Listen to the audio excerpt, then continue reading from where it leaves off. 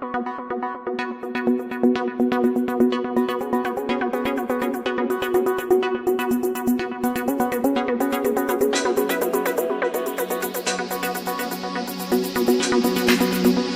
सुकून आपको पता है कि रास नहीं है, रिवायती हरीफ है। सुबह शाम रात बस एक ही सोच सवार है कि पाकिस्तान को 4 हिस्सों में कैसे तकसीम किया जाए। पाकिस्तान को बर्बाद करने के ख्वाब देखने वाला भारत अपने मकासद पर पूरा उतरने के लिए दाइश को इस्तेमाल कर रहा है। अफगान अमन अमल में पाकिस्तान की कोशिशें, जिद्दोजहद और कामयाबियां भारत से हजम नहीं हो रही। भारत को मालूम है कि अगर अफगानिस्तान में अमन होगा तो पाकिस्तान में भी अमन और अमान की सूरत हाल बेहतर होगी। बस ये बात मोदी सरकार को रास नहीं आई और नफरत से दो चार है मोदी सरकार, उसने अफगान अमन अमल को सबूताज करने की भरपूर कोशिश की है। इसके बाद भी जब मकासद हासिल नहीं हुए तो एक और नया खेल, एक ग्रेट डबल गेम 2019 में शुरू किया गया। इब्तदाई नताइज 2020 में आने का हदफ रखा गया, मगर कोरोना की वजह से ताखीर हो गई। 2021 के आगाज के साथ ही नरेंद्र मोदी ने ये जो डबल गेम है इस पर दोबारा अमल शुरू कर दिया।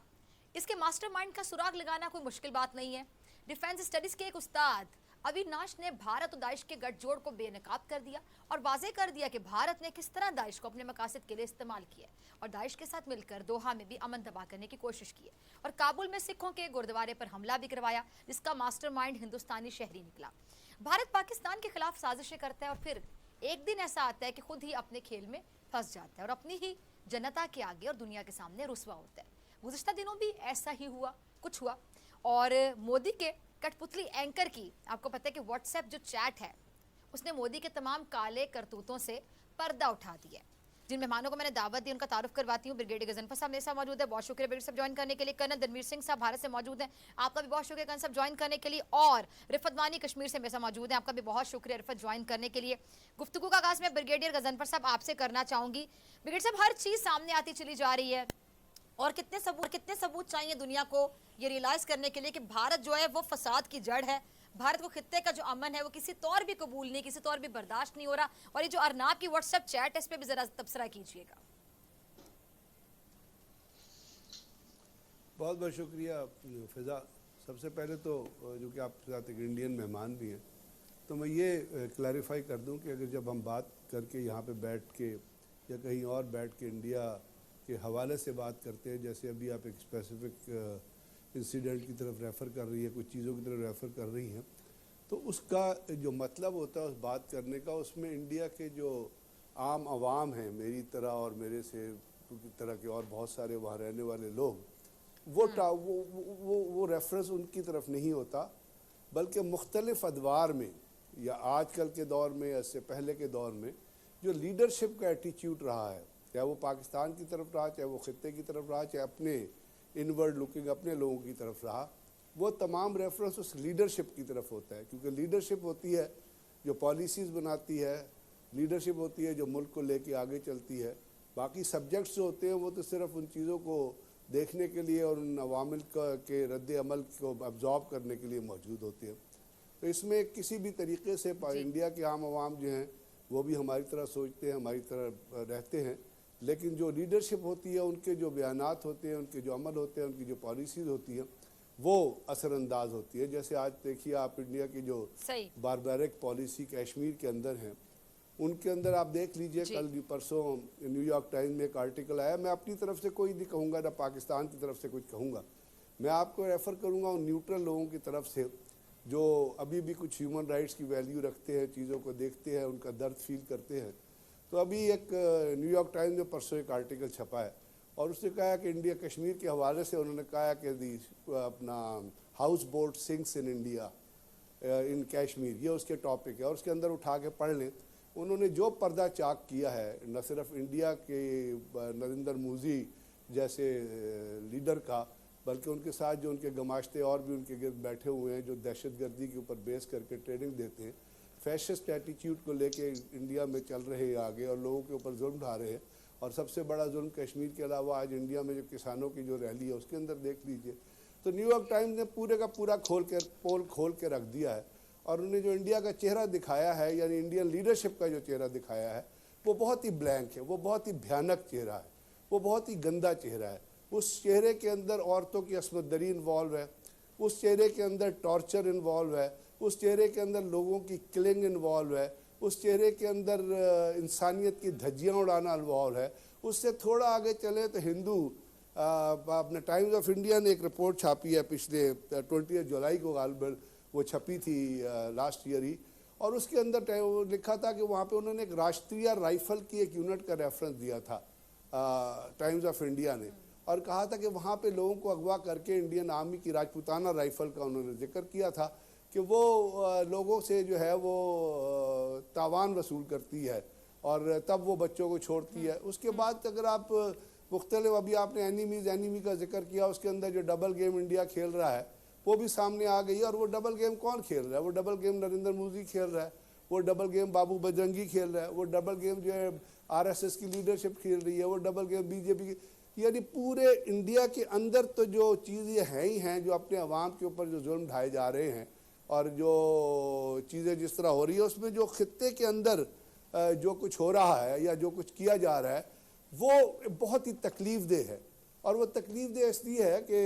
मैं कोई अपनी तरफ से क्या कहना चाहूँगा, एक किताब आई है अभी रिसेंटली, किताब आई है और वो एक इंडियन ऑथर ने लिखी है, एक इन्वेस्टिगेटिव जर्नलिस्ट हैं जिन्होंने बहुत सारी इन्वेस्टिगेटिव रिपोर्टिंग इंडिया के अंदर की है। उनका नाम है आशीष कहतान। उन्होंने एक किताब लिखी है, उस किताब का टॉपिक है under cover, my journey into darkness. और वो अंडर कवर जो है वो आरएसएस और बीजेपी की लीडरशिप के जो मुख्तलिफ शाखाज हैं और मुख्तलिफ जो उनकी चीज़ें उनके अंदर गए हैं, और वहाँ जो उन्होंने इंडिया की पिक्चर पेंट किया, उसका एक सेंटेंस ही आपका दिल हिला देने के लिए काफ़ी है कि वो लिखते हैं कि बीजेपी और आरएसएस की लीडरशिप के जो लीडर्स हैं उनके लिए रेप और मर्डर जो है ना, दे exchange the information on A cup of coffee और कप ऑफ टी। यानी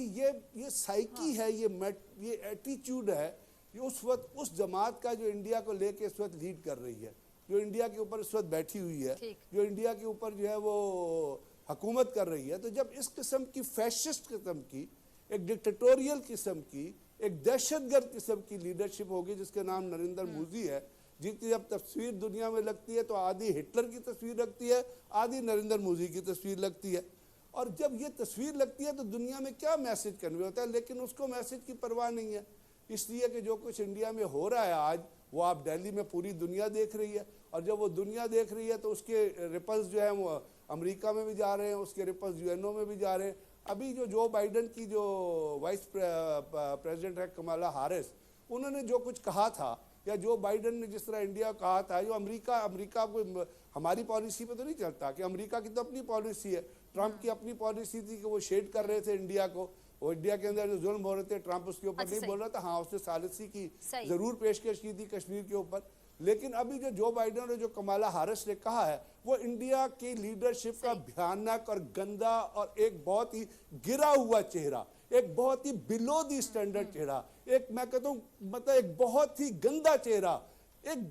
गंदी किस्म की रिफ्लेक्शन जो दुनिया में जा रही है, उसमें इंडिया के लोगों को फिक्र होनी चाहिए कि ये क्यों हो रहा है, ये किस लिए हो रहा है। अभी परसों एक रिपोर्ट चल रही थी एक मीडिया पे कि इंडिया के अंदर फौजी जो हैं, कोई 1129 फौजी हैं जो कश्मीर के अंदर जो डिप्लॉयड है, जो सुसाइड कर चुके हैं। एक लेफ्टिनेंट कर्नल थी लेडी, उन्होंने सुसाइड की। तो ये तमाम चीज़ें हैं जो अब रिफ्लेक्शन आहिस्ता आहिस्ता सामने आती जा रही है, जो क्योंकि हम इंडिया एक नेबर है, तो ये एक तकलीफ दे रिफ्लेक्शन। और कश्मीर के अंदर जो जुल्म ढाया जा रहा है, मेरा ख्याल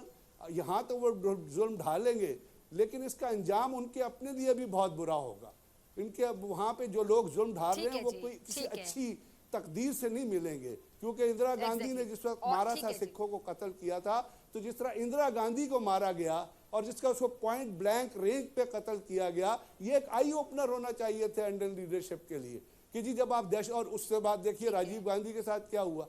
उनके दूसरे बेटे। तो ये जो लीडरशिप जो दहशतगर्दी में इन्वॉल्व होती है, वो दहशतगर्दी जो मजहब की बेस, इंडिया जो हिंदू मजहब है वो कभी किसी जगह पर भी दहशतगर्दी की तरबियत नहीं देता, दहशतगर्दी की तरगीब नहीं देता, दहशतगर्दी को लेके आगे नहीं चलता। अमन के मजहब होते हैं सारे, लेकिन जब उस मजहब के अंदर आप